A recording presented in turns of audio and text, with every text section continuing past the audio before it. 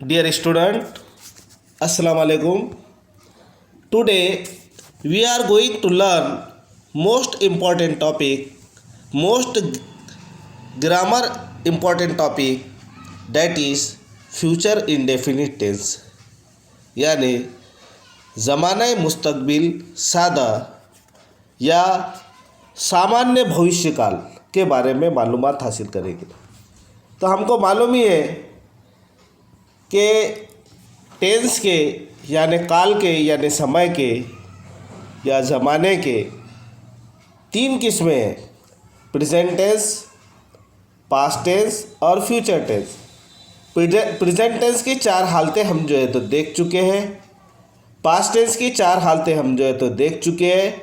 अब जो है तो हम फ्यूचर टेंस यानी फ्यूचर टेंस के चार हालतों के बारे में मालूमात हासिल करेंगे। तो आज हम जो है तो फ्यूचर इंडेफिनिट टेंस यानी ज़माना मुस्तकबिल सादे के बारे में मालूमात हासिल करेंगे।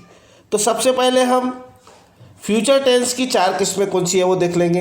तो फ्यूचर टेंस की चार किस्में, फ्यूचर इंडेफिनिट टेंस यानी सामान्य भविष्यकाल, फ्यूचर कंटिन्यूअस टेंस यानी अपूर्ण भविष्यकाल, तीसरा जो है तो फ्यूचर परफेक्ट टेंस यानी ज़माना मुस्तकबिल मुकम्मिल यानी पूर्ण भविष्यकाल, और चौथी जो हालत है उसकी जो फ्यूचर परफेक्ट कंटिन्यूअस टेंस यानी पूर्ण अपूर्ण भविष्यकाल। तो आज जो है हम फ्यूचर इंडेफिनिट टेंस को देखने वाले हैं। तो सबसे पहले हम फ्यूचर इंडेफिनिट टेंस के बारे में कि फ्यूचर इंडेफिनिट टेंस कितना ज़रूरी है हमारे लिए, हमको जो है तो बात करने के लिए, समझने के लिए। तो फ्यूचर इंडेफिनिट टेंस को हिंदी में सामान्य भविष्यकाल कहते हैं और उर्दू में ज़माना मुस्तकबिल सादा कहते हैं। तो अब हम इसकी जो है तो मुख्तसरन तारीफ़ देख लेंगे कि इसकी तारीफ़ क्या है, यानी फ्यूचर टेंस जो है तो फ्यूचर इंडेफिनिट टेंस किसे कहते हैं ये हम देखेंगे। तो फ्यूचर इंडेफिनिट टेंस उस ज़माने को कहते हैं जो आने वाले वक्त में किसी काम का करना या होना जाहिर करता है। यानी फ्यूचर इंडेफिनिट टेंस वो ज़माना है जो आने वाले वक्त में किसी काम का करना या होना इससे जाहिर होता है। अब फ्यूचर इंडेफिनिट टेंस के यानी आने वाले ज़माने के यानी मुस्तकबिल के, आने वाला ज़माना यानी मुस्तकबिल, इसके जो है तो हेल्पिंग वर्ब क्या है, इसके हेल्पिंग वर्ब दो है, विल और शल। यानी दो हेल्पिंग वर्ब जो है तो इसमें दिए गए हैं, लेकिन मॉडर्न इंग्लिश में जो है तो शल का उपयोग जो है तो कम होता जा रहा है, लेकिन इसका जो है तो हमको यूज जो है तो हमको देखना ही पड़ेगा। आगे की एक वीडियो जो है तो मैं शल और विल का दोनों का जो है तो एक शल कहाँ यूज़ होता है और विल कहाँ यूज़ करना चाहिए, ये अलग से एक वीडियो बनाऊंगा और आपको सेंड करूँगा। लेकिन हमको जो है तो ये टेंस के समझने के लिए शल और विल का अपन इस्तेमाल देखते हैं यहाँ पर, यानी फ्यूचर इंडेफिनिट देखते हैं। तो आई और वी इसके साथ में जो है तो शल का इस्तेमाल करेंगे हम, यानी आई और वी सब्जेक्ट जो है तो इसके साथ में हम शल का इस्तेमाल करेंगे। और उसी तरह जो है तो ही, she, it, you, they, Ram, Ahmad, Sita, इसके साथ में जो है तो हम विल का इस्तेमाल करेंगे, यानी आई और वी के साथ में शल का इस्तेमाल करना है। और उसी तरह जो है तो ही, शी, इट, यू, दे या कोई नाम के साथ में जो है तो हम विल का इस्तेमाल करेंगे प्रेजेंट फ्यूचर इंडेफिनिट टेंस। लेकिन अगरचे इसमें ही जो है तो डिटर्मिनेशन के लिए यानी पक्का इरादा कुछ है तो ये फार्मूला उल्टा कर देना पड़ता है हमको, यानी पक्का इरादा है, कोई इरादा पक्का रखते हैं हम, एग्जाम्पल के ज़रिए देखेंगे हम कुछ को एग्जाम्पल के ज़रिए। और उसके बाद में जो है तो मैं एक शल और विल की एक अलग से वीडियो बना कर तुमको भेजूँगा, जिसके ज़रिए तुम्हारा पूरा कन्फ्यूज़न दूर हो जाएगा। तो पक्का इरादा, मुसम्मम इरादा या ज़रूरी काम के लिए ये जो है तो ये फार्मूला उल्टा कर देना पड़ता है। यानी आई और वी के साथ में हमको विल का इस्तेमाल कर देंगे, हम उलट कर देंगे, और he she it you they Ram एमा सीता जो भी नाम है वो, और इसके साथ में जो भी और जो है तो सब्जेक्ट आते हैं उसके साथ में शल का इस्तेमाल करेंगे। यानी जो है यहाँ पर पक्का इरादा, इसके लिए जो है तो मुसम्मम इरादा, और ज़रूरी काम के लिए जो ज़रूरी काम है जो हमको करना ही है उसके लिए जो है तो विल का इस्तेमाल कर देंगे, और he she it they you और कोई नाम के लिए जो है तो हम शल का इस्तेमाल कर देंगे। यानी यहाँ पर जो है तो इसको उल्टा कर देना पड़ता है। पक्के इरादे के लिए शल विल का अलग इस्तेमाल है, और जो है तो सादा अगर हम जुमला इस्तेमाल कर रहे हैं तो उसके लिए शल विल का अलग इस्तेमाल है। इसके लिए मैं जो है तो आपको अलग से वीडियो सेंड करूँगा, सिर्फ उसमें शल और विल के बारे में ही मालूमात रहेगी। तो अभी हमको जो है तो प्रेजेंट इंडेफिनिट टेंस समझना है। तो प्रेजेंट इंडेफिनिट हमको ये मालूम हो गया कि प्रेजेंट इंडेफिनिट जो है तो ऐसा ज़माना है जो आने वाले ज़माने के बारे में मालूमात हमको देता है। तो जैसा कि हम जो है तो प्रेजेंट में खड़े हुए हैं, और प्रेजेंट में खड़े होने के बाद प्रेजेंट टेंस में है, हम सब जैसे समझो ज़माने हाल में है, और ज़माने हाल में हम किसी चीज़ को करने की जब सोचते हैं तो वो जो है तो फ्यूचर टेंस होता है, यानी फ्यूचर इंडेफिनिट होता है। जैसा कि हम जो है तो अभी ज़माने में खड़े और ये कहते हैं कि मैं जो है तो खाना खाऊंगा, भले ही जो है तो आप 2 मिनट के बाद में खाओ, लेकिन जो है तो प्रेजेंट टेंस में हो आप, और प्रेजेंट टेंस में जो है तो हम फ्यूचर टेंस की बात इसमें जो है तो की जाती है। प्रेजेंट टेंस में जैसे मैं आगे ये करूँगा, खाना खाऊंगा, पानी पीऊँगा, बाज़ार जाऊँगा, इस तरह के जुमले जो है तो इसमें होते हैं।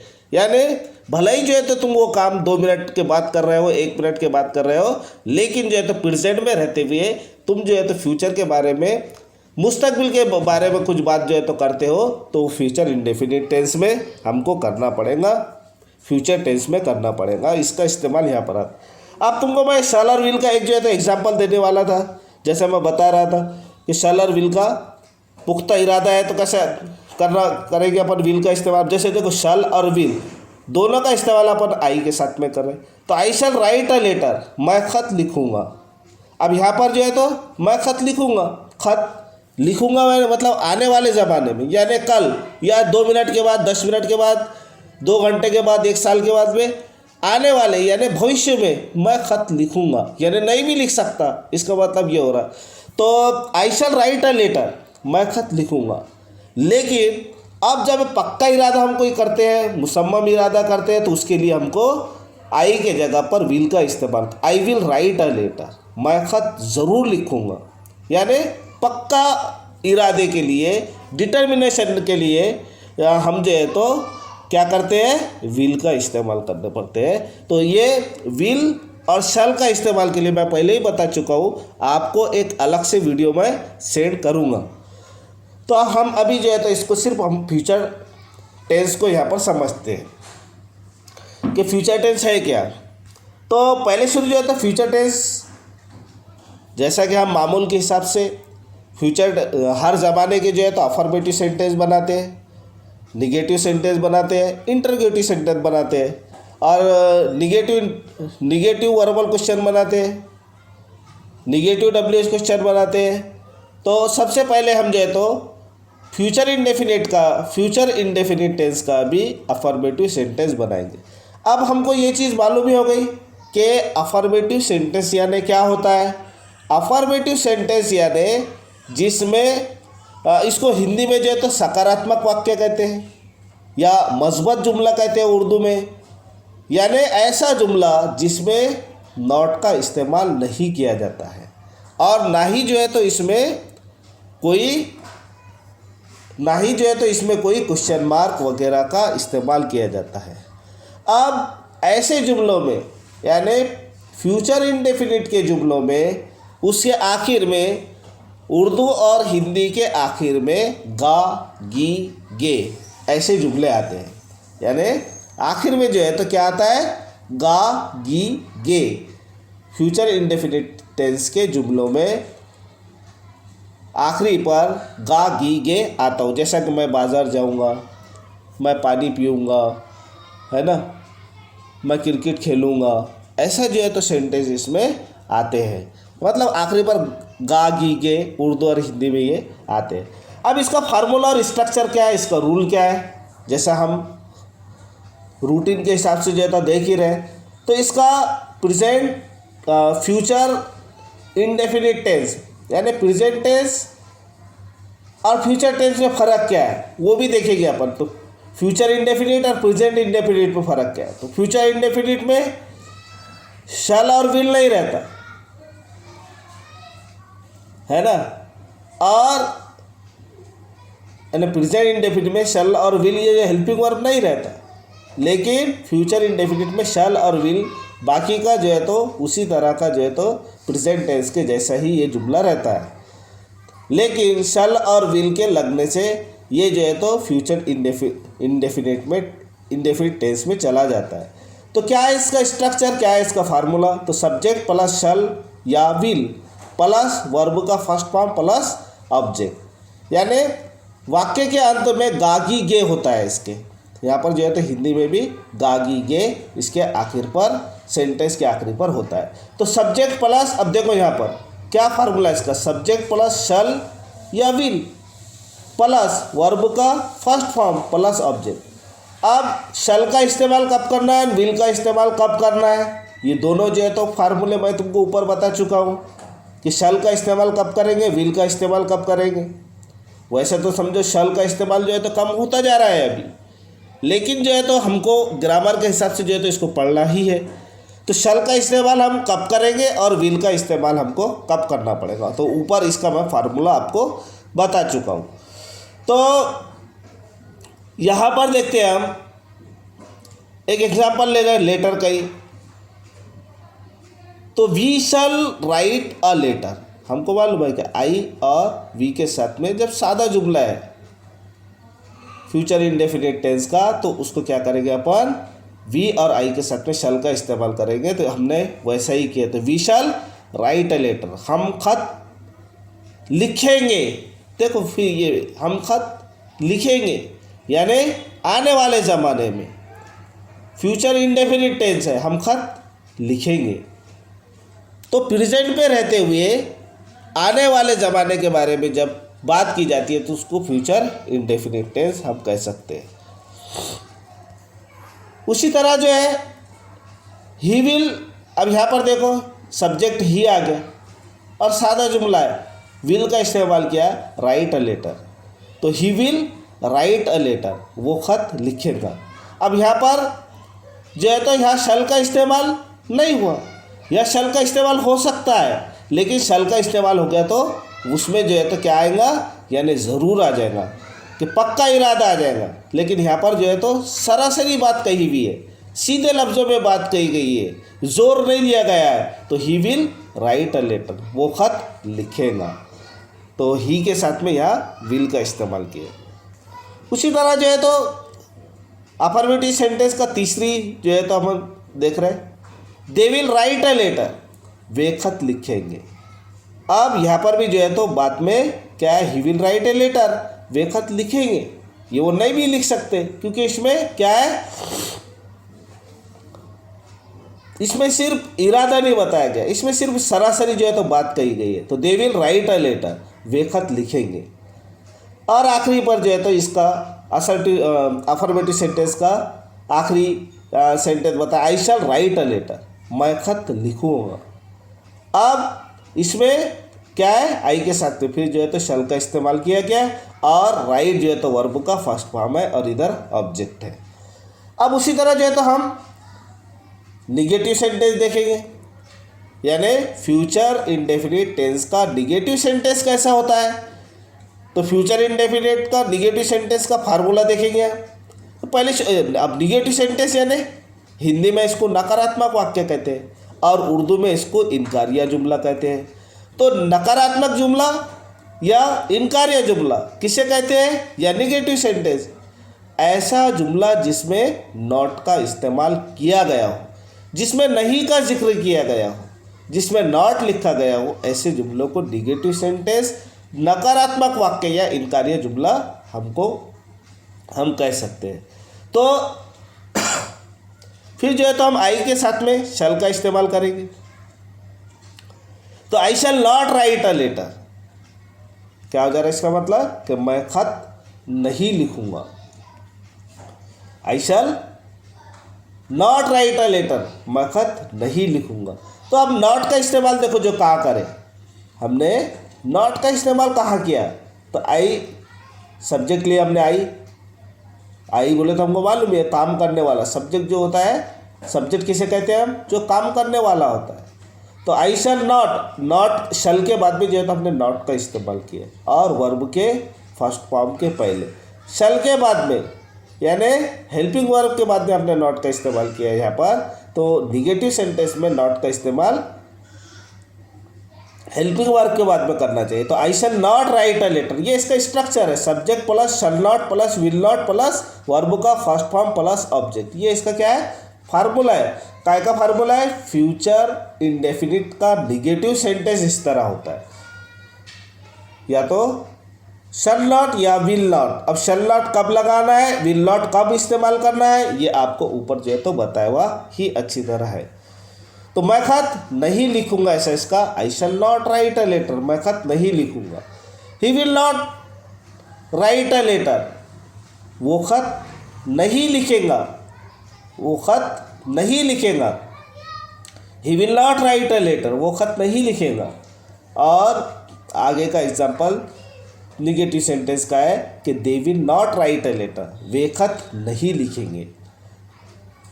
उसके बाद में जो है तो हम देखेंगे कि इंट्रोगेटिव सेंटेंस, यानी फ्यूचर इंडेफिनिट टेंस का इंट्रोगेटिव सेंटेंस क्या होता है। अब इंट्रोगेटिव सेंटेंस यानी इसको जो है तो प्रश्नवाचक वाक्य कहते हैं, यानी इसको जो है तो सवालिया जुमला कहते हैं। ऐसा सेंटेंस जिसमें सवाल पूछा गया हो उसको इंट्रोगेटिव सेंटेंस कहते हैं। और इंग्लिश में दो टाइप के जो है तो क्वेश्चन होते हैं, एक तो वर्बल क्वेश्चन होता है, यानी जो हेल्पिंग वर्ब से शुरू होता है, और दूसरा जो है तो WH क्वेश्चन होता है, जो है तो WH यानी when, what, which, why, how ऐसे जुमले से शुरू होता है। तो वर्बल क्वेश्चन यानी जो हेल्पिंग वर्ब से शुरू होता है, और हमारे पास में फ्यूचर इंडेफिनिट के दो हेल्पिंग वर्ब है, कौन से, एक जो है तो शल है और दूसरा विल है। तो हम जो है तो वर्बल क्वेश्चन को जो है तो यस नो टाइप क्वेश्चन भी कह सकते हैं, यस नो टाइप क्वेश्चन। अब यस नो टाइप क्वेश्चन इसको क्यों कहते हैं, क्योंकि जिन वाक्य के शुरू में जो है तो क्या आता है, तो ऐसे क्या वाले जुमले, इसका जवाब हम यस या नो में दे सकते हैं। यस नो टाइप यानी जिसका जवाब हम यस या नो से दे सकते हैं, उसको यस नो टाइप क्वेश्चन कहते हैं, जिसका जवाब जो है तो हाँ और नहीं में हम दे सकते हैं। इस तरह के जुमलों में क्या आता है कि विल और शल से ये जो है तो जुमले सवाल बना देते हैं, यानी जब स्टार्ट में ये शल और विल आ जाते हैं तो ये फ्यूचर इंडेफिनिट में सवाल बना देते हैं। अब इसका फार्मूला क्या है, फार्मूला हमारे पास में शल या will plus subject plus verb का फर्स्ट फॉर्म प्लस ऑब्जेक्ट, ये जो है तो इसका फार्मूला है। जैसा एग्जांपल है कि शल आई राइट अ लेटर, क्या मैं खत लिखूंगा। देखो शल आ गया शुरू में, तो इंट्रोगेटिव सेंटेंस यानी वर्बल क्वेश्चन बन गया कि शल यानी शल आई राइट अ लेटर, क्या मैं खत लिखूंगा। यस नो टाइप यानी नहीं या यस या नो जवाब दे सकते हैं इसका। तो इस तरह के जो जुमले होते हैं ये कौन होते हैं, शल आई राइट अ लेटर, क्या मैं खत लिखूंगा, सवाल बन गया, क्वेश्चन मार्क आखिरी पर लिखना पड़ता है इसके, लेकिन हेल्पिंग वर्ब शुरू लगने से पहले सवाल बन जाता है। शल आई राइट अ लेटर, हाँ शल इसलिए लगाया अपन ने क्योंकि सब्जेक्ट जो तो आई है, इसलिए जो है तो शल को पहले लगाने से ये सवाल बन गया, और आई होने की वजह से शल लगा दिया अपन ने। नीचे का जुमला जो है तो ही होने की वजह से हमने क्या करे, विल लगा दिए। तो शल आई राइट अ लेटर, क्या मैं खत लिखूंगा। उसके बाद में shall we write a letter, क्या हम खत लिखेंगे। फिर जो है तो यहाँ पर सब्जेक्ट वी है तो ही शल का इस्तेमाल हुआ। अब तीसरा सेंटेंस जो है तो इसमें क्या है, will he write a letter, he है, सब्जेक्ट क्या है, ही है। तो will he write a letter, क्या हम खत लिखेंगे, है ना। क्या विल जो पहले आ गया तो क्या दे दिया, मीनिंग दे दिया क्या, और इसलिए जो है तो जब क्या के माने इसने दे दिया तो यहाँ पर क्वेश्चन मार्क आ गया। तो will he write a letter, क्या हम खत लिखेंगे, ऐसा इसका जो है तो मतलब हो गया।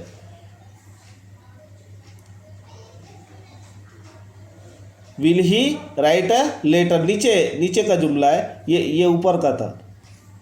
तो will he write a letter, दूसरा जो है तो will he write a letter, क्या वो पत्र लिखेगा।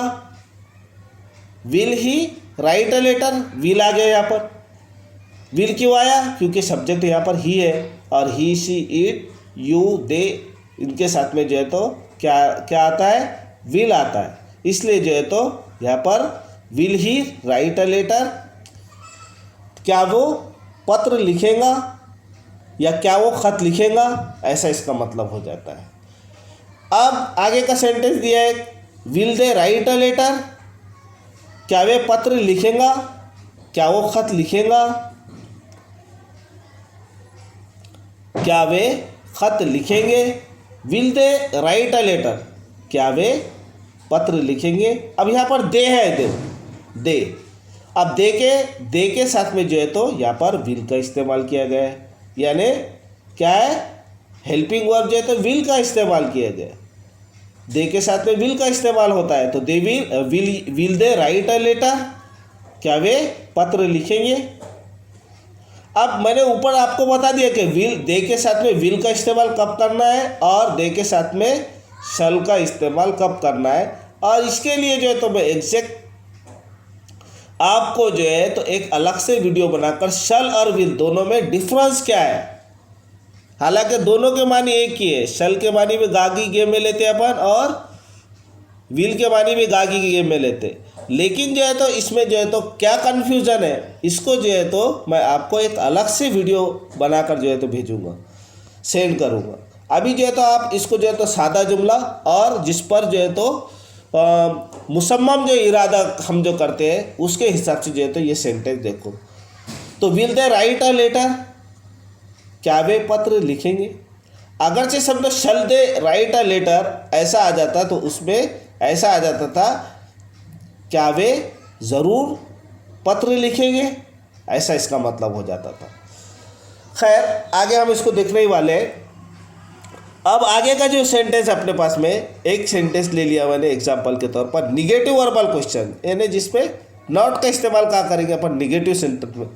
वर्बल क्वेश्चन में नॉट का इस्तेमाल कब करेंगे, तो शल या विल प्लस सब्जेक्ट के तुरंत बाद जो है तो हम नॉट का इस्तेमाल करेंगे, प्लस वर्ब का फर्स्ट फॉर्म प्लस ऑब्जेक्ट और प्लस जो है तो क्वेश्चन मार्क। तो अब ये ऐसा हो जाएगा कि shall we not write a letter, क्या हम खत नहीं लिखेंगे। तो इस तरह जो है तो ये एक सेंटेंस मैंने बता दिया निगेटिव वर्बल क्वेश्चन कैसा होता है।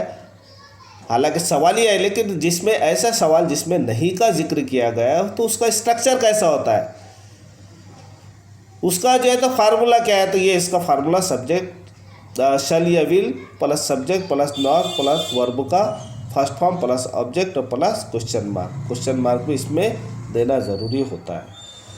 अब उसके बाद में जो है तो WH क्वेश्चन देंगे इंट्रोगेटिव सेंटेंस की दूसरी किस्म, यानी WH क्वेश्चन, यानी फ्यूचर इंडेफिनिट का जो WH क्वेश्चन होता है उसका स्ट्रक्चर कैसा होता है वो देखने वाले हैं अपन। तो WH क्वेश्चन यानी जिसकी शुरुआत what, when, which, why, how, where, whose, whom, who, how many, how far, how long, इस तरह के जुमलों से जिसकी शुरुआत होती है उसको WH क्वेश्चन कहते हैं। अब WH क्वेश्चन का फ्यूचर इंडेफिनिट का स्ट्रक्चर कैसा होता है, तो WH प्लस शल या विल दोनों में से एक, प्लस सब्जेक्ट प्लस वर्ब का फर्स्ट फॉर्म प्लस ऑब्जेक्ट और प्लस जो है तो इसमें क्वेश्चन मार्क होता है। अब जो है तो हम एक एग्जांपल लेते हैं। यहाँ पर एग्जांपल क्या है कि व्हाट शैल आई राइट, मैं क्या लिखूँगा। अब मैं व्हाट शैल आई राइट, मैं क्या लिखूँगा, सवाल है व्हाट शैल आई राइट, मैं क्या लिखूँगा। अब इसका जवाब यस या नो में नहीं दे सकते, अब जो लिखूँगा वो बताना पड़ेगा। यस या नो में समझो, यस या नो में हम कह सकते हैं, लेकिन WH क्वेश्चन का जवाब जो है हम नहीं दे सकते यस नो से। तो व्हाट शैल आई राइट, मैं क्या लिखूँगा, सवाल हो गया। व्हाट विल ही राइट, अब यहाँ पर देखो, यहाँ पर शल का इस्तेमाल किया गया क्योंकि यहाँ पर सब्जेक्ट आई है, लेकिन यहाँ पर जो है तो विल का इस्तेमाल किया क्योंकि यहाँ पर ही का इस्तेमाल किया और जुमले में जोर नहीं दिया गया है, इसलिए जो है तो what will he right,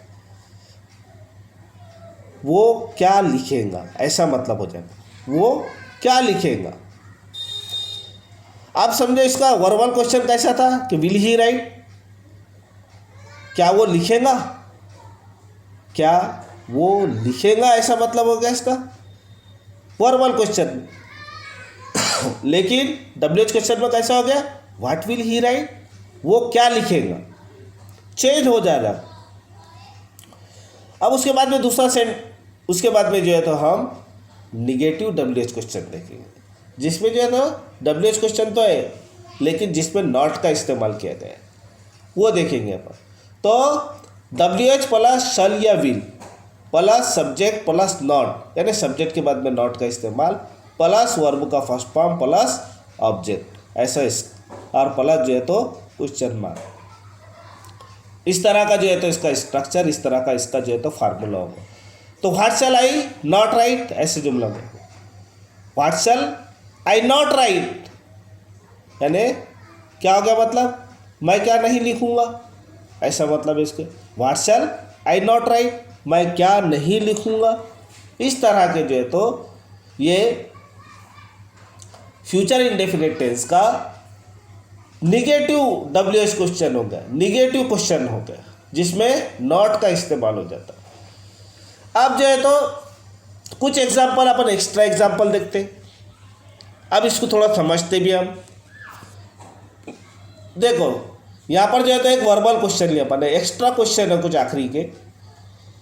shell I play, समझना है इसको, क्या मैं खेलूँगा, क्या है शैल आई प्ले, क्या मैं खेलूँगा, यानी भविष्य की बात है, यानी मुस्तकबिल की बात है।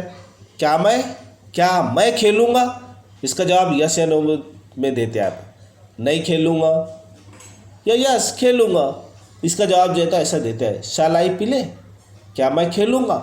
लेकिन व्हाट शैल आई प्ले, मैं क्या खेलूँगा,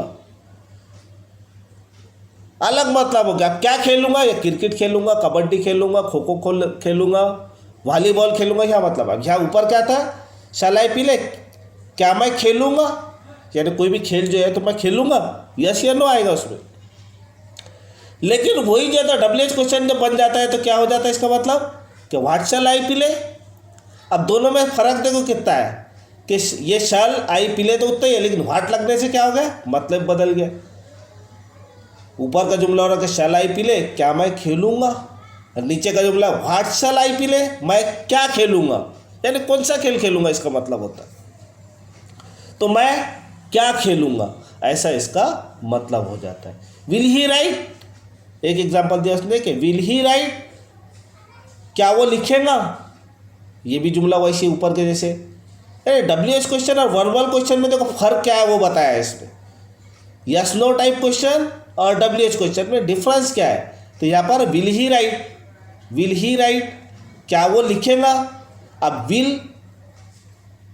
विल ही राइट, अब विल क्यों लिया है यहाँ पर, फ्यूचर इंडेफिनिट में विल ही के साथ में जो है तो इसलिए लिया गया क्योंकि यहाँ पर सिंपल सादा जुमला है जिसमें जोर नहीं है, इसलिए जो है तो ही के साथ में विल का इस्तेमाल किया गया। तो ही विल ही राइट, क्या वो लिखेगा। अगरचे ऐसा रहता था कि क्या वो ज़रूर लिखेगा, तो यहाँ पर जो है तो शल आ जाता था, चेंज हो जाता था। तो विल ही राइट, क्या वो लिखेगा, क्या वो लिखेगा। अब दूसरा जगह इसको ही व्हाट वाला जुमला पर बनाते तो क्या हो जाएगा पर व्हाट विल ही राइट, वो क्या लिखेगा, बदल गया, वो क्या लिखेगा। नावल लिखेगा, गज़ल लिखेगा, नज़म लिखेगा, क्या लिखा, ये क्या है, विल ही राइट, क्या वो लिखेगा। नीचे का व्हाट विल ही राइट, वो क्या लिखेगा, ऐसा इसका मतलब हो जाता है। अब जो है तो थोड़ा मुख्तसर जो है तो इस ज़माने से हमारे ये समझ में आता है, यानी हाल से मुस्तकबिल का मंसूबा है। ये ज़माना फ्यूचर टेंस जो है तो ऐसा ज़माना है, फ्यूचर इंडेफिनिट ऐसा ज़माना है कि ये ज़माने में जो 2 मिनट बाद भी हो सकता है, यानी जो हम प्रेजेंट टेंस में खड़े हुए हैं और ये बोल रहे हैं कि हम जो है तो 2 मिनट बाद ये काम करेंगे, मैं थोड़ी देर में जाऊंगा, थोड़ी देर में खाना खाऊंगा, थोड़ी देर में पढ़ूंगा, तो ये जो है तो फ्यूचर इंडेफिनिट का जुमला हो जाता है। जो प्रेजेंट में रहते हुए हम फ्यूचर के बारे में कोई प्लान, कोई मंसूबा बनाते हैं तो फ्यूचर टेंस में होता है। इस तरह जो है तो हमारा ये फ्यूचर इंडेफिनिट टेंस ख़त्म हुआ। इसके बाद में मैं शल और विल की आपको एक अलग से वीडियो सेंड करूँगा, दोनों में डिफरेंस क्या है, कन्फ्यूज़न को समझो, उस पे से आपको समझाने की कोशिश करूँगा। उसी तरह जो है तो आप इस वीडियो को ज़्यादा से ज़्यादा सब्सक्राइब करो, लाइक करो, शेयर करो। Thank you. अल्लाह हाफिज़।